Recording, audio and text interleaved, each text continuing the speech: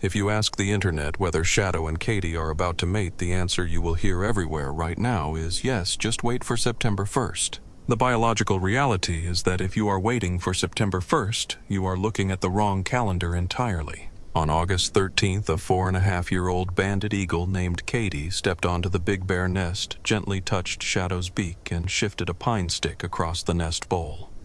Within hours, video clips of that interaction racked up millions of views across social media. Online forums declared that a new pair bond had been forged, and thousands of viewers began counting down to September 1st as the official opening day of their new life together. There is only one problem with that romantic narrative. September 1st is not a biological milestone for eagles. It is an administrative deadline created by human beings. It is simply the date Friends of Big Bear Valley resets its technical infrastructure, recalibrates its high-definition cameras, and opens a brand new tracking log for the upcoming season. Eagles do not read human calendars. They do not care about camera tracking cycles, administrative start dates, or human season launches. Their lives are governed entirely by an internal biological clock, one driven by daylight hours, hormonal triggers, and physiological maturity. Will Shadow and KD mate soon? The answer was written weeks ago in a set of official log entries that almost everyone misread.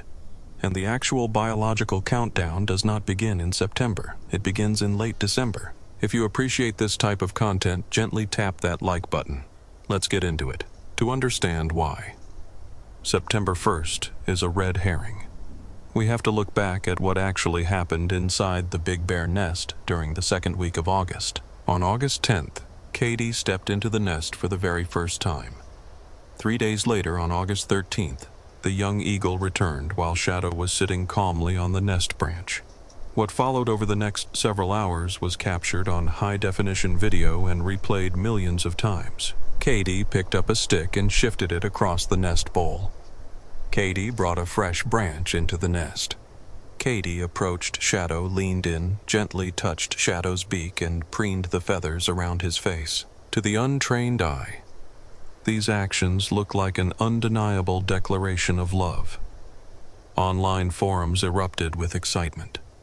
Viewers declared that Katie had chosen Shadow, that Shadow had accepted a new mate, and that the pairing was effectively complete. Except if you consult avian endocrinology and wildlife biology, those behaviors mean something completely different. In young bald eagles, manipulating sticks and preening an adult outside of the breeding season is classified as non-breeding nest activity. It is a well-documented phenomenon in subadult raptors. Young eagles that have reached 4 years of age regularly practice handling nest materials. They play with sticks, test their balance on nest structures, and interact with resident adults in a non-aggressive manner. It is motor skill practice and social exploration. It is not a marriage proposal. To understand why Shadow allowed this to happen without driving Katie away, you have to look at what changed in Shadow's world 3 weeks earlier. On July 23rd, Shadow's 2 fledglings from the previous season, Sandy and Luna, were seen in the habitat for the last time. Once those young birds fledged and dispersed, Shadow entered what wildlife biologists call the summer vacation period. When young eagles leave the territory, a resident adult's hormone levels drop sharply. The biological drive to fiercely guard a nest site and defend a perimeter drops to near zero. Shadow was no longer actively raising chicks, nor was he in a breeding cycle. He was simply existing in his territory in a state of high seasonal tolerance. Shadow sitting peacefully while Katie brought a stick into the nest on August 13th was not a sign that Shadow had chosen a new partner. It was a sign that Shadow had no hormonal reason to pick a fight. It was summer tolerance, not pair bonding. And if you doubt that interpretation, look at what the organization monitoring these birds wrote down in their official public log on August 19th. When Friends of Big Bear Valley announced that they were breaking their long-standing rule to give the young eagle the official name, Katie, they included a sentence that received almost no attention in the news coverage. They wrote that they were naming the bird, and I am quoting directly here, whether or not they decide to stay in the area. Read those words carefully. The very team managing the cameras, the experts who have spent years studying this exact nest, explicitly warned the public that Katie might leave the valley entirely once seasonal shifts begin. They recognized that August visits are fleeting. What looks like a settled relationship in the warmth of summer can evaporate overnight when winter arrives. That brings us to the second calendar trap that almost everyone has overlooked: Katie's age. Thanks to the lavender leg band placed on Katie as a chick in the Prado Basin, we know precisely when this eagle hatched. Katie emerged from an egg in March 2022. That means throughout August, Katie was exactly 4.5 years old. In the world of bald eagle biology, 4.5 is a precarious transitional age. Bald eagles typically reach complete sexual maturity at 5 years of age or older. At 4.5, an eagle is transitioning out of its subadult phase. Their physical appearance is changing rapidly. The brown feathers on their head are giving way to bright white, and their beak is turning from dark gray to yellow. But physiological appearance does not always match internal endocrine readiness. A 4.5-year-old eagle may look like an adult, move like an adult, and visit nests like an adult, but their reproductive system may not be fully developed to execute a complete breeding cycle, which requires laying eggs, maintaining a relentless incubation shift for 35 days in freezing weather, and coordinating feeding duties with a partner. This creates a massive biological friction point that will hit the big bear nest in a matter of months. Currently, Shadow is relaxed, but that relaxation is temporary. On July 22nd, Friends of Big Bear Valley published an entry in their official log that outlined the exact biological timeline for this specific territory. They noted that Shadow's reproductive hormones do not begin to activate until late December or early January. That seasonal shift changes everything. As the days grow shorter in late autumn, the decreasing photoperiod, the reduction in daylight hours triggers the pituitary gland in mature bald eagles. It releases gonadotropin hormones into the bloodstream. When that happens, Shadow's brain will undergo a complete chemical transformation. He will cease being the laid-back, tolerant summer host who lets a subadult sit nearby on twin pines. He will become an intense, highly demanding territorial male with one single focus: reproducing.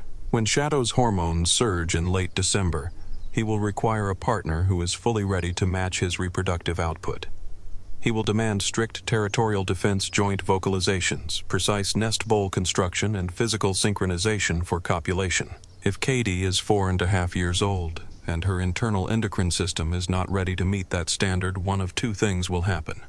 Either Katie will fail to respond to Shadow's breeding cues and simply fly away to continue maturing elsewhere, or Shadow will reject the young bird in favor of a mature, breeding-ready female that enters the valley during the winter migration. The summer peace we witnessed in August was not the final verdict. It was merely an intermission. Quick break. Check the description and the pinned comment below for helpful resources on this topic. Now let's get back into it. So if September 1st is just an administrative marker for resetting the cameras and August nest visits are merely summer play, how will we know if Shadow and Katie are actually going to mate? Instead of wasting hours scrutinizing every routine interaction on the camera throughout September and October, wildlife observers should be waiting for late December and early January. When that window opens, there are 3 specific, undeniable biological signals that will tell us whether a real pair bond has formed. Here is what you need to watch for. First, synchronized calls and attempted copulation. Sitting next to each other on a pine branch in August is easy. What matters in winter is vocal and physical synchronization. When a true pair bond forms in bald eagles, the birds engage in synchronized duetting. You will hear Shadow and his potential mate throw their heads back and emit high-pitched calling vocalizations in exact unison while perched close together. This is not a random call at an intruder. It is an acoustic bonding mechanism used to align their reproductive readiness. More importantly, look for copulation attempts on high roost branches like twin pines or the high perch above the nest. In bald eagles, copulation often begins weeks before any eggs are laid. It is used both for fertilization and as a psychological reinforcement of the bond. If you see repeated successful mounting attempts accompanied by quiet rhythmic vocalizations between late December and mid-January, that is physical confirmation of a breeding bond. If those attempts are missing or resisted, there is no pair bond. Second, joint territorial defense. In August, Shadow fought off intruders alone or simply ignored them when his chicks left. But when breeding season arrives, a pair acts as a coordinated military unit. If an unfamiliar adult eagle or an aggressive subadult enters the Big Bear airspace in December, watch how KD responds. A casual visitor or an unprepared subadult will either fly away or sit passively while the resident eagle deals with the threat. A true breeding partner will do the exact opposite. KD will launch from the tree alongside Shadow. They will fly in tight formation, slope their wings, match each other's flight paths, and issue joint territorial calls while actively escorting the intruder out of the valley perimeter. Joint air defense is a high-risk activity. Eagles only execute it together when both individuals are fully invested in holding that specific piece of land. Third, dedicated nest bowl preparation with damp moss and fresh greenery. Moving a dry stick around in August is easy work. Real nest preparation in the depths of a Big Bear winter is brutal, purposeful labor. When eggs are imminent, eagles do not just throw random branches into a pile. They construct a deep, insulated cup in the center of the nest known as the nest bowl. To do this, they must harvest specific materials: damp river moss, soft pine bark, and fresh green pine boughs. The green pine needles are critical.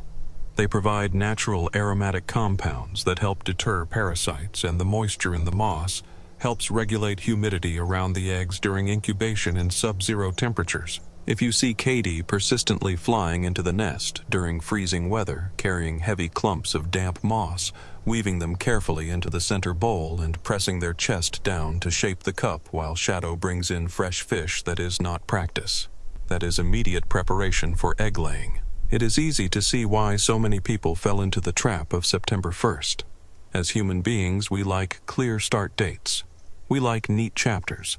We want to believe that when a technical calendar page turns, a new story begins on schedule. But nature operates on a far more complex, unyielding timeline. Friends of Big Bear Valley understood this completely when they chose their words with extreme precision back on August 19th. They gave the young eagle a name so the world could talk about them, but they carefully used the neutral pronoun. They refused to definitively declare a gender without DNA testing, and stated plainly that the eagle might not stay. They refused to sell a romantic fairy tale because they know that Big Bear Valley is a harsh competitive landscape. If KD stays through the autumn, reaches 5 years of age, and meets the intense biological demands that Shadow's winter hormones will require, then we may indeed witness the beginning of a new era. But if KD flies off when the winter storms roll in, it will not be a tragedy.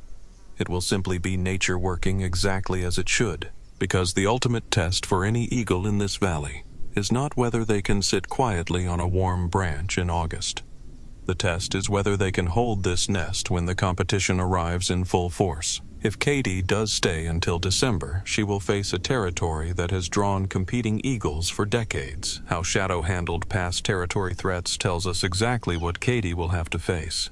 I made a video on exactly that, and you can check it out by clicking right here.